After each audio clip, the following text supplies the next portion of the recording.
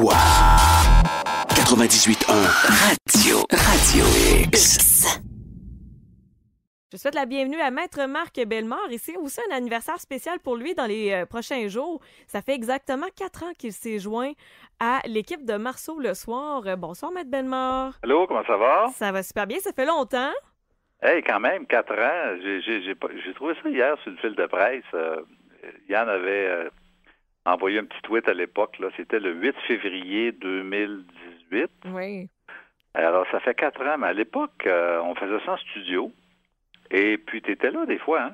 Oui, moi, j'ai commencé à faire de la T'étais là au radio début, avec hein? Yannick en 2019. Ouais, OK. en janvier. Bon, ben donc, je sais pas qui était là au début, mais tu sais qu'on a travaillé ensemble pendant quelques mois, là. Tu étais là à l'époque, puis c'est en studio maintenant, évidemment, avec la COVID, c'est un peu différent, là. Bien que j'ai hâte de retourner en studio. Est-ce qu'il y a des invités en studio chez vous ou ça se fait tout au téléphone encore? On peut commencer ça la semaine prochaine si vous êtes disponible. OK. On peut recevoir. Ça a changé récemment, mais oui, on peut accueillir. Ça ferait du bien de vous revoir. Oui, c'est ça. Ben, c'est parce que c'est pas la même game, hein, quand tu es en studio, là, tu vois tout le monde, puis il y a comme c'est plus facile d'échanger un petit peu et bon, coudonc. Hein. Mais là, avec la COVID, évidemment, on avait commencé à faire ça au téléphone. À un moment donné, je me suis dit, bon, sur le cellulaire, ça rentre pas tout le temps très bien, alors je vais m'assurer d'avoir une ligne dure. Alors, je fais ça du bureau. Wow, OK. Tous les lundis, je fais ça du bureau sur une ligne dure parce que, écoute, la radio, là, c'est le son, hein. Puis, tu sais, c'est un cellulaire, puis la ligne est pas bonne, ça griche. Moi, ça m'insulte, hein. Fait que faut que le son soit bon. Puis la meilleure façon que le son soit bon, c'est que tu pognes un bon vieux téléphone. Puis à ce moment-là, tu es sûr que le son va être fluide, là. En espérant encore collaborer avec vous pour les prochains mois, les prochaines semaines. À 5 ans, on va prendre une petite note pour Marceau. Ça mérite un petit cadeau, là, une montre. Oui, on va faire une plaque. 10 à 5 ans l'année prochaine. Quand même 4 ans, mais écoute, ça en fait des chroniques, tu penses à ça, là, à 3-4 sujets chaque fois. Puis évidemment, on essaie de un peu coller à l'actualité parce que c'est certain qu'il y a des... Tu sais, comme par exemple, au printemps, on va commencer à parler de logement, de déménagement, impôts. Tu sais, il y a des thèmes qui reviennent de façon cyclique selon la période de l'année. Tu sais, la rentrée scolaire, les camps d'été, je fais toujours des chroniques qui vont essayer de coller à l'actualité, coller au rythme des gens, de la population, puis de l'actualité judiciaire aussi. Mais c'est sûr qu'actuellement, même si les tribunaux fonctionnent, on dirait que ça fonctionne quand même au ralenti. Effectivement. Et il y a moins d'actualité judiciaire. Tu sais, écoute, c'est la COVID, là, quasiment 5 pages, 6 pages, 7 pages, c'est quasiment juste ça. Et il y a moins de jugements qui percent dans l'actualité, qui sont connus, même s'ils sont rendus d'un palais de justice. Alors pour moi, il faut que j'aille chercher l'information un petit peu plus là sur le terrain pour être capable d'en parler, parce qu'il y a beaucoup de jugements qui sont pas couverts. On a l'impression que les chroniqueurs judiciaires sont beaucoup moins à l'avant-scène à cause justement de la COVID là, qui prend tellement de place depuis 2 ans. Et on en a un dossier, Maître Bellemare, qui est redondant, voire même interminable. C'est la cause Mike Ward contre Jérémy Gabriel. Est-ce que ça va finir un jour? Oui, moi je pense que ça va finir un jour, mais écoute, honnêtement, là, il n'y a pas grand monde qui avait vu venir la distinction que la Cour suprême a faite entre la discrimination et la diffamation. Écoute, là, c'est quand même de la haute voltige, là. Même les avocats, on en parlait entre nous, là, on disait, c'est quoi cette affaire-là? Comment ça se fait que la Cour suprême a fait une distinction entre la discrimination et la diffamation? Parce qu'au fond, tout le monde sait que la diffamation dont Jérémy Gabriel a été l'objet est en lien avec son handicap. Tu sais. Bon, c'est de la discrimination en tant que telle. Est-ce que c'était la première fois dans votre groupe d'avocats que vous voyez ce genre de distinction? Ah ouais. Oui, mais c'est ça, c'est parce que le tribunal des droits de la personne, qui est alimenté par la Commission des droits de la personne qui porte plainte au nom des citoyens, en l'occurrence Jérémy Gabriel, son pouvoir d'agir, le tribunal des droits de la personne, c'est en fonction de la charte. Comprends-tu? Okay. Alors, tu sais, tu peux pas aller devant le tribunal des droits de la personne pour dire, ben il y a quelqu'un qui rit de moi si c'est pas en fonction d'un handicap ou d'une caractéristique qui est prohibée par la charte québécoise. Alors, dans ce cas-ci, Gabriel fait une plainte à la Commission des droits, la Commission retient sa plainte, pousse l'affaire devant le tribunal des droits de la personne, mais à partir du moment où la Cour suprême dit c'est pas un cas de discrimination, ben le pouvoir d'agir de la Commission puis du tribunal des droits de la personne vient de tomber. Ça veut dire que c'est les cours civils qui peuvent entendre la cause en diffamation. Okay. Alors là, évidemment, mon Jérémy, lui, il décide de se présenter devant le tribunal civil, puis il dépose une poursuite à la Cour supérieure. Puis moi, j'ai vu ça venir. Là. Je me suis dit, après la Cour suprême, la Cour suprême disant il y a eu diffamation, il y a eu des diffamations et non pas de discrimination, mais ça ouvre la porte à un recours civil. C'est sûr que là, il y a la question du délai qui se pose. Parce que pour agir en justice dans à peu près tous les cas, tu as un délai de 3 ans. On appelle ça une prescription. Oui. Si tu veux poursuivre quelqu'un qui t'a donné un coup de poing sur le trottoir, ben tu as 3 ans. Si tu veux poursuivre un médecin qui t'a charcuté, tu as un délai de 3 ans. Un hôpital qui t'a refusé à l'urgence, tu as un délai de 3 ans. Depuis 1994, le Code civil du Québec a été modifié et prévoit un délai de prescription de 3 ans. On appelle ça une prescription. C'est pas une prescription chez le dentiste. Oui, c'est ça, la prescription. Est-ce qu'il y a une exception dans son cas, étant donné que le dossier était devant la Cour suprême, donc le 3 ans commence à partir du moment du dernier jugement? Oui, je dirais que tout le temps où Jérémy s'est battu devant le tribunal des droits de la personne puis qui s'est avéré inutile parce que c'était pas selon la Cour suprême un cas de discrimination, il était quand même pas pour prendre une poursuite civile en même temps, en disant, mais là, peut-être que c'est pas de la discrimination, peut-être que c'est de la diffamation. Écoute bien, là, c'est une nuance qui est tellement particulière, tellement imprévisible. Il n'y a pas grand monde qui avait vu venir ça du côté de la Cour suprême, que finalement, il peut plaider que, écoutez, je pouvais pas agir parce que j'avais déjà un recours qui était en marche. Il avait même gagné. Il a gagné devant la première cour. Puis en cour d'appel, il a gagné aussi, sauf sa mère, je pense, dont le recours a été exclu, qui avait été accueilli dans un premier temps. Ouais. Alors, il a toujours gagné, sauf devant la Cour suprême. Puis s'il a perdu dans la Cour suprême, c'est une question de pouvoir d'agir. La Cour suprême a dit, compte tenu que la charte ne s'applique pas ici, c'est une décision qui doit être cassée. Puis si tu veux être dédommagé, tu vas y aller sur un recours en diffamation. Mais le Code civil, dans ce cas-ci, c'est pas 3 ans. C'est une des exceptions dans notre Code civil. C'est 1 an en cas de diffamation. C'est 1 an. C'est pas long, 1 an, là. Non. C'est 1 an à partir du moment où tu sais que tu as été diffamé.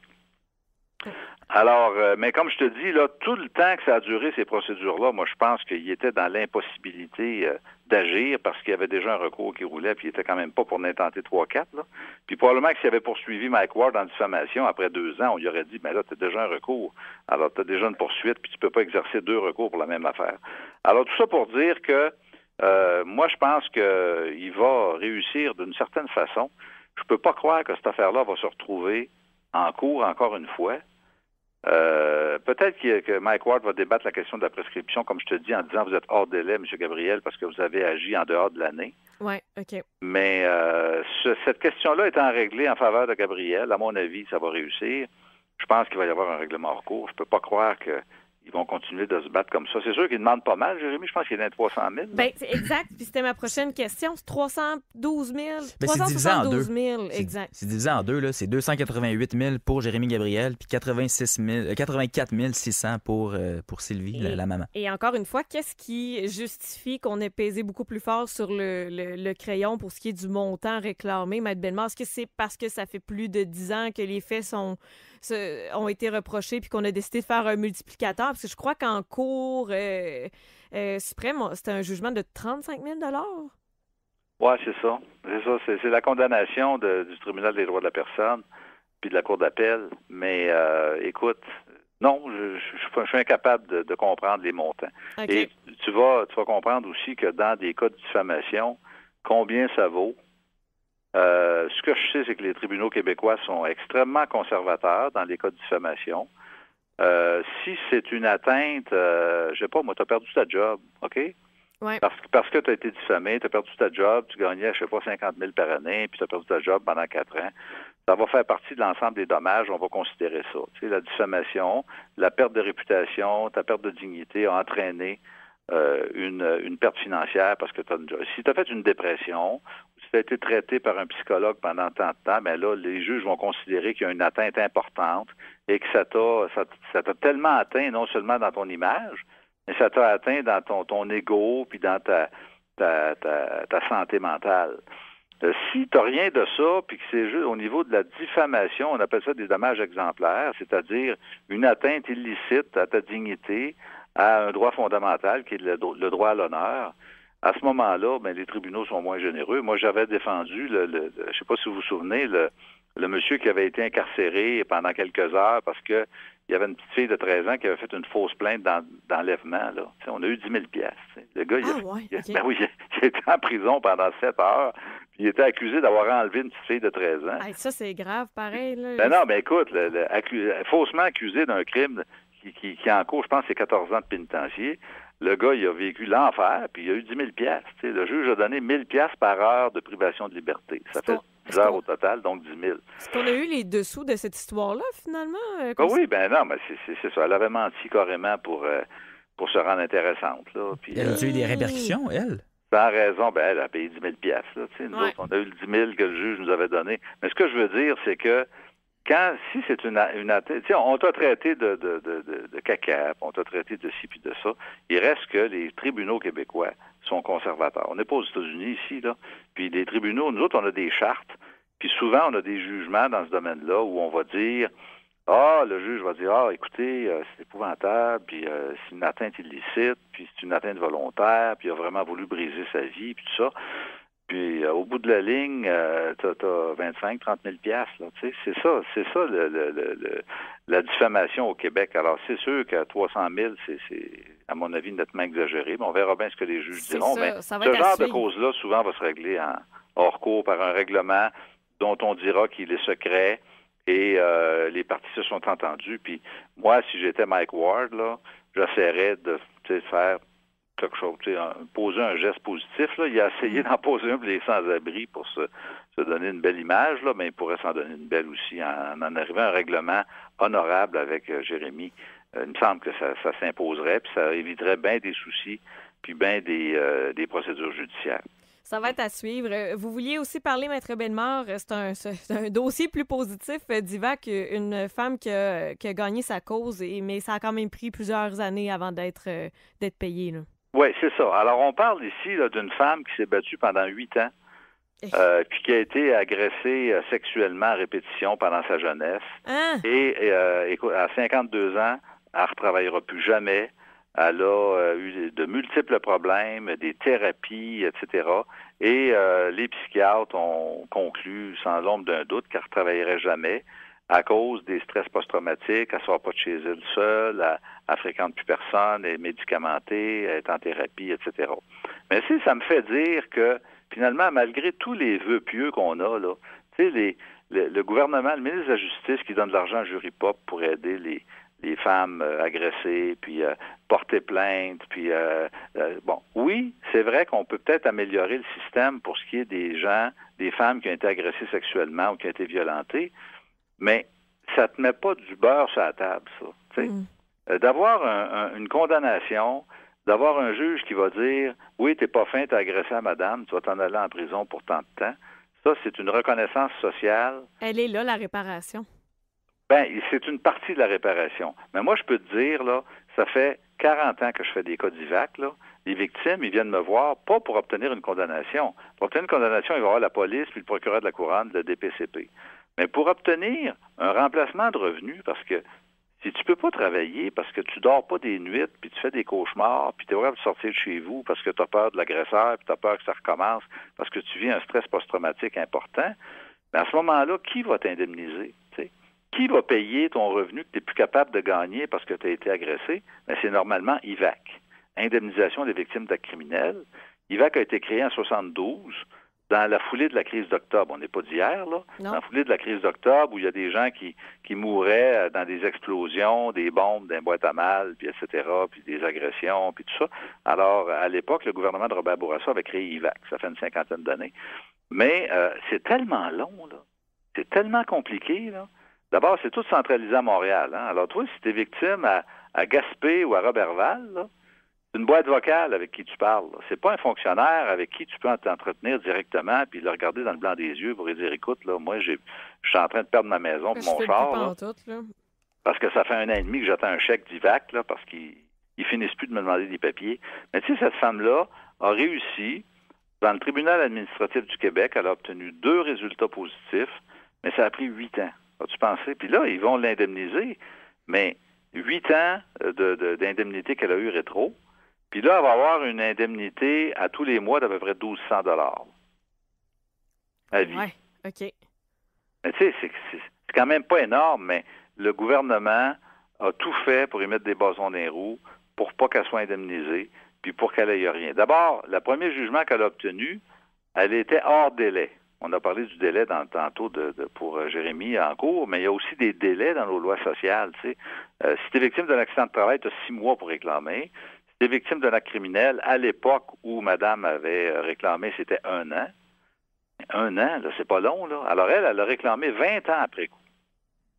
Et là, le gouvernement a dit, t'es hors délai, il a fallu qu'elle se batte en cours pendant 3 ans pour obtenir un jugement qui expliquait finalement qu'elle n'aurait pas pu réclamer parce qu'elle était tellement traumatisée qu'elle n'a même pas pu faire sa paperasse. Vous me confirmez, Maître Bellemare, que ça a changé là, pour les causes criminelles? Là. Oui, ça a changé. Maintenant, il n'y en a plus de délai pour cette infraction-là. Maintenant, il n'y en a plus. Mais il y a des milliers de victimes au Québec qui ont été déboutées parce qu'ils n'ont pas agi dans le délai légal. Alors qu'on sait que les gens, surtout qui sont victimes d'agressions sexuelles, il y a beaucoup de honte et de culpabilité qui fait qu'ils sont paralysés complètement. Puis à un moment donné, il arrive quelque chose, un bon samaritain sur leur chemin, quelqu'un qui connaît ça, qui va leur dire, ben écoute, réclame pareil, puis on va essayer d'expliquer pourquoi ça a pris autant de temps. Aujourd'hui, c'est une vérité. On comprend que les agressés sexuels, ils prennent des fois 25, 30, 40 ans avant de dénoncer, tellement ils sont honteux, tellement ils veulent cacher ça. Mais à l'époque, là, dans les années 2000, les années 90, années 2000, c'était encore le fameux délai qui bloquait la plupart des gens qui voulaient réclamer. Alors, cette victime-là a réussi à obtenir une indemnité, puis il faut la féliciter. Là. C'est un bel exemple. Oui. Effectivement. Le dernier sujet ce soir, Maître Bellemare, c'est l'achat d'une copropriété. Je suis curieuse. Oui, bien, écoute, quand tu achètes une copropriété, faut que tu saches que tu n'es pas tout seul qui est propriétaire de la bâtisse. Ce que je veux dire, c'est que si tu achètes une copropriété sur un ensemble de 12 unités, ben ça veut dire qu'il y a 11 autres personnes qui vont voter le jour où ça va être le temps de réparer le terrassement, où ça va être le temps de refaire l'asphalte dans le parking, ou le jour où ça va être le temps de refaire la toiture. Et c'est l'ensemble des copropriétaires aussi qui vont voter pour établir ce qu'on appelle les frais de condo. Oui. Les frais de condo, c'est le montant que tu payes comme copropriétaire. C'est un montant qui est déterminé par l'ensemble des copropriétaires et ben ça peut varier de 300 à 1000 $ par mois à peu près à Québec, dépendant du genre de condo, dépendant de la qualité de bâtiment dans lequel tu vis. Mais ce que je veux dire, c'est que faut toujours que tu saches comment ça fonctionne dans le condominium. Alors avant de faire une offre d'achat, ou quand tu fais une offre d'achat pour un condo, tu demandes les états financiers des dernières années pour savoir si c'est bien géré financièrement. Pensez-y bien, on dirait. Oui, puis tu demandes aussi des procès-verbaux. Moi, c'est ce que je fais, des procès-verbaux des 3-4 dernières années pour être certain que tu sais quel genre de résolution a été votée. Comprends-tu? Et dans les états financiers, dans les procès-verbaux, tu vas voir s'il y a une réserve. Une réserve financière, c'est que on prévoit comme copropriétaire un montant d'argent au cas où qu'on aurait un dégât d'eau, au cas où qu'on aurait une infiltration de neige, au cas où qu'on aurait de la vermine, quoi que ce soit, un montant d'argent qui va nous permettre de financer des réparations importantes. OK. Et si tu as tout ça, ben à ce moment-là, tu peux acheter. Parce que souvent, les gens vont faire une inspection du bâtiment, savoir si la bâtisse est de bonne qualité, etc. Mais ils s'attendront très peu comme copropriétaires à la qualité de gestion de l'établissement, à la santé financière de l'établissement, de l'ensemble de la copropriété. Est-ce que ça veut dire ça, Maître Bellemare, qu'il faut aussi passer les gens du syndicat de condo en entrevue pour savoir si on s'entend bien avec eux? Pas nécessairement, mais tu peux poser des questions. Tu peux poser des questions, savoir c'est qui. Parce que dans les procès-verbaux, tu vas voir d'habitude le nom des autres copropriétaires. Tu vas voir quel genre de résolution ils passent. Tu vas voir s'il y a de la chicane. Y a-t-il des poursuites en cours? Peut-être qu'il y a un vice caché dans la bâtisse, puis il y a des poursuites qui sont en cours, il faut payer les avocats. Ça, tu vas voir ça dans les procès-verbaux. Normalement, on demande 3 à 5 ans en arrière pour les états financiers, pour savoir de la santé financière. Y a-t-il eu des faillites? Y a-t-il eu des problèmes financiers? On a-tu des dettes? et la déclaration de copropriété aussi qui nous dit comment ça marche dans ce bâtiment-là. Par exemple, est-ce que c'est permis d'avoir, si tu veux acheter un 3e étage, là, est-ce que c'est permis d'avoir des barbecues sur le balcon dehors? Oui, OK. Non, mais peut-être c'est pas permis. Est-ce que c'est permis d'avoir des chiens ou des chats ou des animaux de compagnie dans le bâtiment? Alors, tout ça est prévu dans la déclaration de copropriété, parce qu'en principe, tu n'as pas de bail, là. Tu es propriétaire de ton unité, mais c'est la déclaration de copropriété qui va te donner un peu le genre de mode de vie qui est permis dans la copropriété et ce qui est interdit. Alors, à la limite, on pourrait même prétendre le contraire, c'est-à-dire que tu n'as pas le droit aux animaux, mais tu te rends compte que tes voisins, non, eux autres. C'est important de s'informer si ça a été toléré ou pas. Oui. Comme moi, dans le condo où je demeure, les animaux sont interdits. Alors, c'est marqué partout. Les animaux sont interdits. Alors, moi, j'ai pas d'animaux, puis ça fait mon affaire, là, mais je comprends que si moi, j'en ai pas, puis je sais que le voisin en a pas, alors ça peut m'influencer. Mais ça, c'est marqué dans la déclaration de copropriété, tu sais. Alors, les parkings, c'est la même affaire. Qui peut parquer? Est-ce qu'on fait le ménage du stationnement une fois par année ou 2 fois par année? Alors, tout ça est marqué dans la déclaration de copropriété. C'est des documents extrêmement importants parce que si tu ne fais pas ces vérifications-là, tu achètes un beau condo, bonne fenestration, bonne qualité de plomberie, d'électricité, mais en même temps, tu t'aperçois que c'est une gang de morons, qui est mal géré. Ouais. Ils n'ont pas d'argent dans la caisse. Les frais de condo sont de 250$ par mois, mais ils n'ont jamais ramassé d'argent pour être capable de refaire la toiture qui est due depuis 5 ans, comprends-tu, ou le parking qu'on doit refaire l'été prochain. Et à ce moment-là, il fallait voter une augmentation importante des frais pour être capable de financer les dépenses immobilières majeures qui s'en viennent. Alors, tout ça apparaît dans les documents questions. Puis, c'est aussi important de regarder le papier, de regarder qu'est-ce qu'on a comme gestion dans le condo, dans l'ensemble du condo, que de regarder la qualité matérielle de l'immeuble comme tel. OK, fait que la qualité de vie, ça a un sens beaucoup plus large qu'on peut croire. Maître Bellemare, pour tous les dossiers de CNESST, pour vous consulter, je viens de mémoire, c'est bien bellemaravocat.ca. Tout à fait. Yes! On va avoir le plaisir de discuter ensemble encore pour la prochaine saison. Puis je vous souhaite une bonne semaine. Oui, à vous deux aussi. Merci. Salut. Bye-bye, Maître Marc Bellemare, qui est depuis 4 ans un chroniqueur régulier de Yannick Marceau.